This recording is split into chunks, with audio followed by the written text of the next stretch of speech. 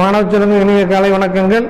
நம்ம simple compound காம்ப்ளெக்ஸை கொஞ்சம் தெளிவாக பார்த்துக்கிட்டு இருக்கா நினைக்கிறேன்.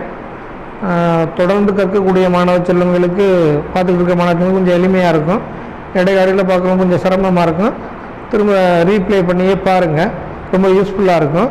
இந்த சிம்பிள் காம்பவுண்டு காம்ப்ளெக்ஸில் தான் நம்ம கொஞ்சம் புரிதல் குறைவாக இருக்கிறனால அப்படியே விட்டுருவோம். அது ஒன்றும் பெரிய பிரச்சனை இல்லை. ஏன்னா 100க்கு 100 முழுமையான மார்க் இருக்கிறதுனா தான் இதெல்லாம் முழுசாக தெரிஞ்சிருக்கணும்.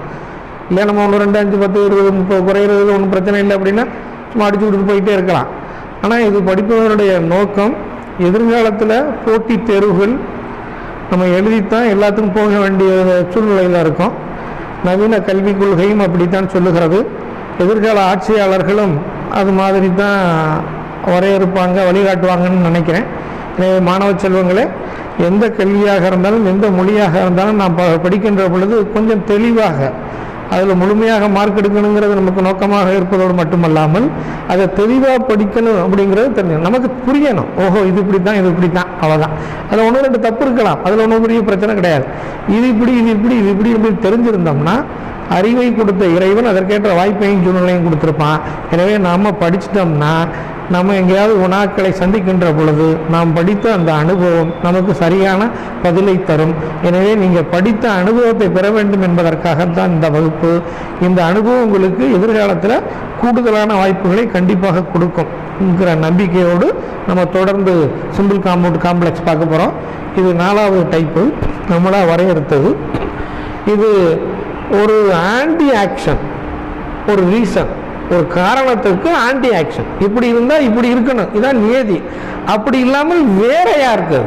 அதான் என்னது, மெயின் கிளாஸ் 1, மெயின் கிளாஸ் 2 இருக்கும், மெயின் கிளாஸ் 1 இருக்கும், ஆனால் அப்படின்னு போட்டு மெயின் கிளாஸ் 2 மாற்றி உள்ளது இருக்கும். பட்டு 8 ஸ்டில் இது மாதிரி இருக்கும் அப்படிங்கிறாங்க.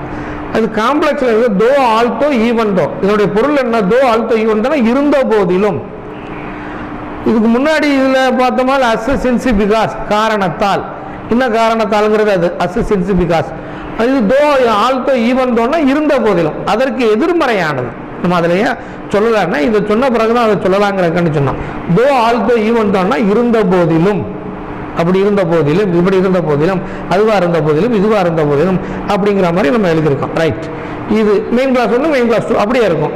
சிம்பிள் எனக்கு in spite of, despite, notwithstanding அப்படின்னு போட்டு பக்கத்தில் பொசசிவ் நவுன் இருக்கும், அடுத்து பீயிங் இருக்கும், அல்லது நவுன் ஃபார்ம் இருக்கும்.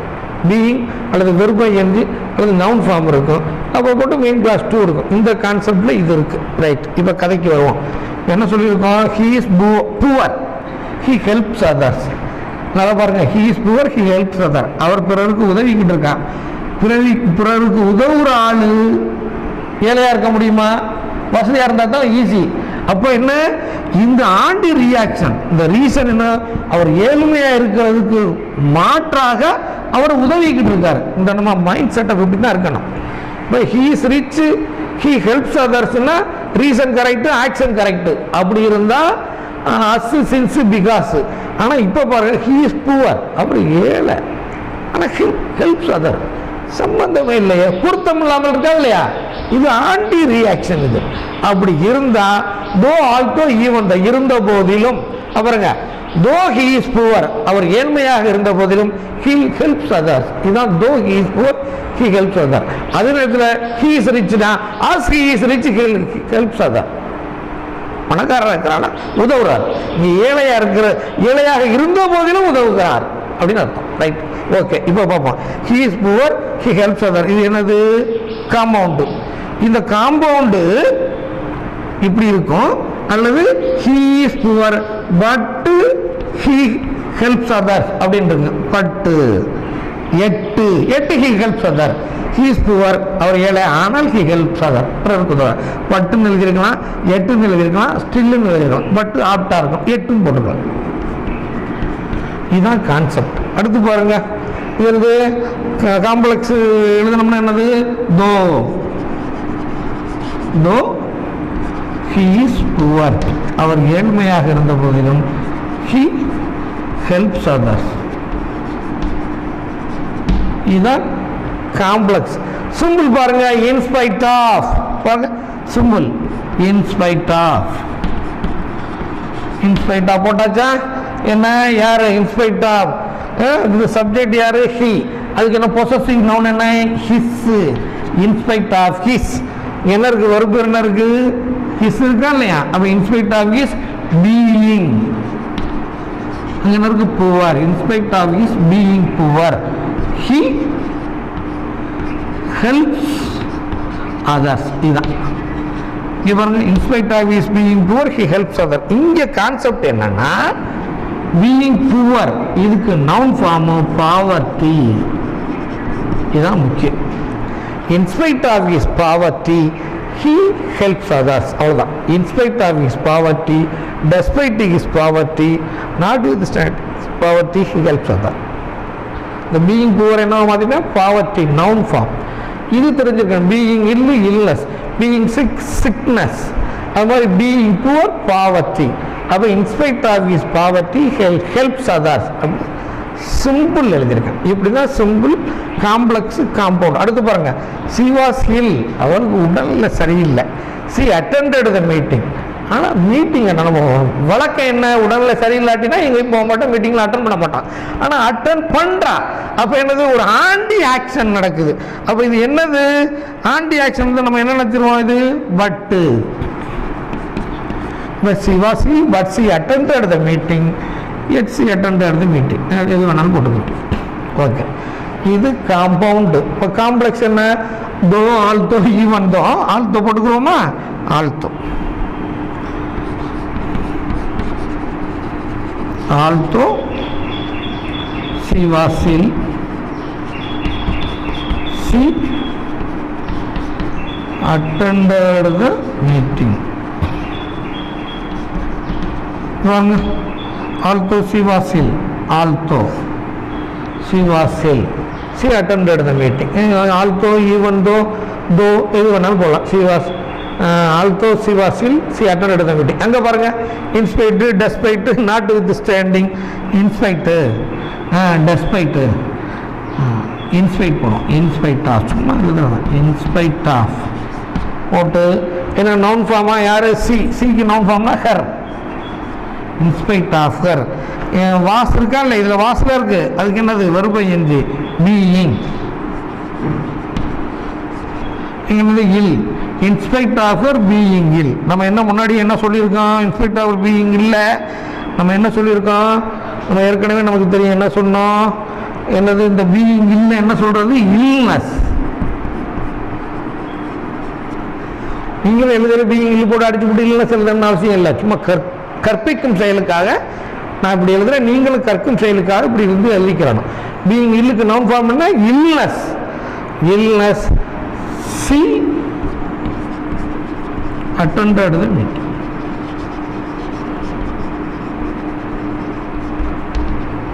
இங்க பாருங்க இன்ஸ்பைட் ஆஃப் பாருங்க இது அப்படியே உள்ளது இதில் உள்ளது தான் வேற எதுவுமே நம்ம இன்ஸ்பைட் ஆஃப் சேர்த்துருக்கோம் இந்த பொசசிவ் நவுன் ஹெர்ரு பீயிங் இல்லு அதை இல்லஸ்ன்னு மாற்றினா சி அட்டெண்டட் தி மீட்டிங் இதுதான் கான்செப்ட் இந்த கான்செப்டை புரிஞ்சுக்கிறணும் அடுத்து பாருங்க though he worked hard he could not pass though he work கஷ்டப்பட்டு படித்தான் குட் நாட் பாஸ் நாம் சொன்ன கஷ்டப்பட்டு படித்தா பாஸ் பண்ணியிருக்கணும் பாருங்க கஷ்டப்பட்டு படித்தா பாஸ் ஆகலை அப்போ ஒரு ரீசனுக்கு ஆன்டி ரியாக்ஷன் இருக்கு ரைட் இப்போ நம்ம இதை எதுக்கு கொண்டு வர்றோம் காம்பவுண்டுக்கு கொண்டு வர்றோம் காம்பவுண்டுக்கு கொண்டு வரோன்னா தோவை எடுத்துருவோம் he worked heart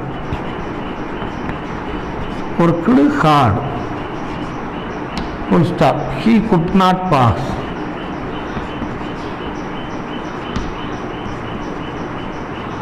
he worked hard could not pass இது காம்பவுண்ட் இது எப்படி எழுதலாம் he worked hard but he could not pass ன்னு சொல்லலாமா ஆனால் எட்டு ஹி குட் நாட் பாஸ்ன்னு சொல்லலாமா இல்லையா இதுதான் காம்பவுண்ட் புரிஞ்சுக்கிட்டான் நமக்கு நல்லா தெரியும் ஹி ஒர்க்டு ஹார்ட் அவன் கஷ்டப்பட்டு வேலை பார்த்து உழைச்சிருக்கான் படிச்சிருக்கான் ஆனால் பாஸ் பண்ணலை பட் ரைட் அப்போ இந்த ரீசனுக்கு இது ஆன்டி ரியாக்ஷனாக இருக்குது ஆன்டி ஆக்ஷனாக இருக்குது நம்ம சூழ்நிலை புரிஞ்சுக்கிட்டோம் right so he worked hard he could not pass என்னது அது in spite of despite notwithstanding அப்படின்றது டெஸ்பைட் போகும் டெஸ்பைட் போட்டாச்சா டெஸ்பைட் போட்டாச்சு அங்கே என்ன இருக்குது பொசசிவ் நவுன் யார் அவர் he அப்போ his, despite his, verb ing noun form being போட்டிருக்கோம் அல்லது verb ing, verb ing போட்டிருக்கோம். verb ing his working hard, despite his working hard என்னது, he could not pass. நல்லா கவனம் பாருங்க.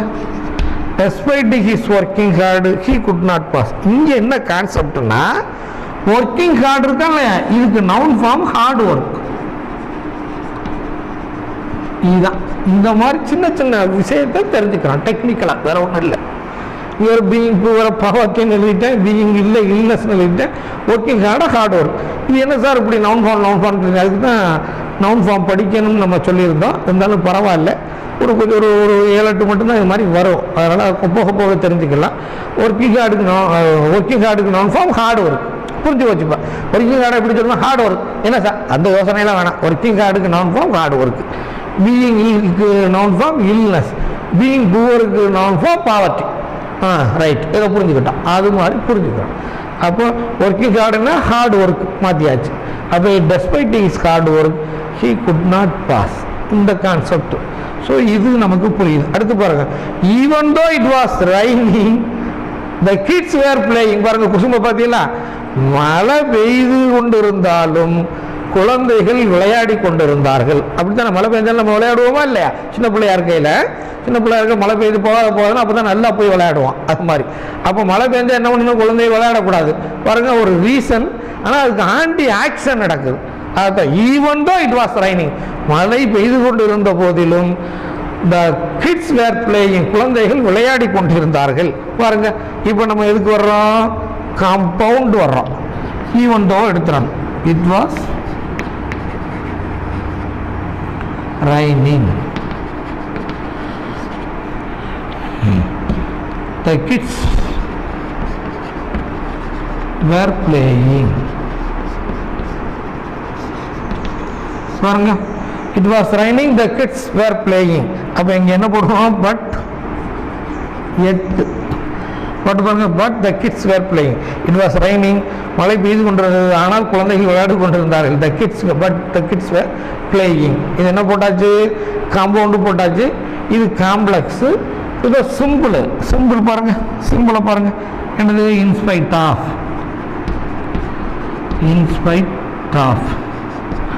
இப்போ என்னது, இட் வாஸ் ரைனிங், நல்லா கவனமாக இட் வாஸ் ரைனிங்னு இருக்குதுல.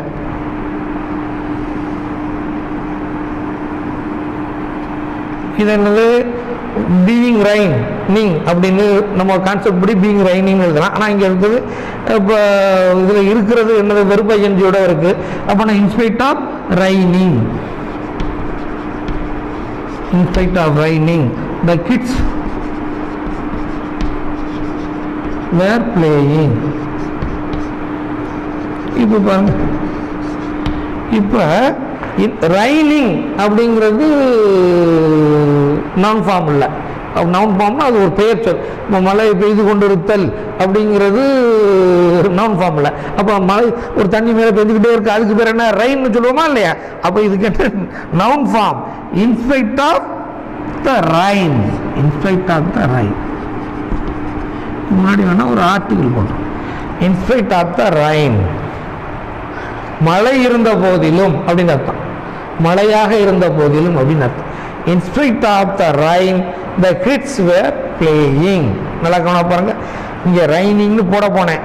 நம்ம கான்செப்ட் படி பார்த்தா பீயிங் ரைன் அப்படின்னு போடணும், வாஸ் ரைனிங் பீயிங் ரைன் அப்படின்னு போடணும். அதுக்கு பிறகு நான் என்ன சொல்லிட்டேன், த ரைன் அப்படின்னு சொல்லிட்டேன். அப்போ ரைனிங், பீயிங் ரைன் இப்படிலாம் வந்து என்ன போடணும், ரைன் தான் போடணும். அதான் நவுன் ஃபார்ம். அப்போ in spite of the rain the kids were playing இப்படின்னு இந்த சிம்பிள் எழுதணும். அப்போ இந்த புரிதல் இருக்கணும். அடுத்து பாருங்க, in spite of laziness he got a job. பாருங்க, சோம்பேறியவன் ஆனால் அவனுக்கு வேலை கிடைச்சிருச்சு. அப்படிதான் ரொம்ப பேருக்கு கிடைக்குது, புரியவே இல்லை என்னென்ன, இப்படி தான் நடக்குது யதார்த்தத்தில். அப்போ in spite of laziness he got a job அப்படின்றது. இப்போ லேசினஸ்னா நமக்கு என்ன அர்த்தம்,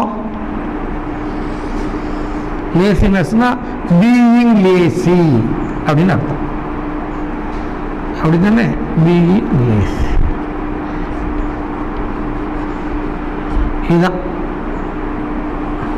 லேசினஸ்னா பீயிங் லேசி அப்படின்னு அண்டர்ஸ்டுட் பண்ணிக்கிறாங்க. அது being lazy, in spite of being lazy he got a job அப்படின்றது. ரைட். இப்போ காம்ப்ளெக்ஸ் எழுதணும். இப்போ காம்ப்ளெக்ஸ் என்ன எழுதுவோம்? தோ, ஆல்சோ, ஈவன் தோ. தோ எழுதியாச்சு.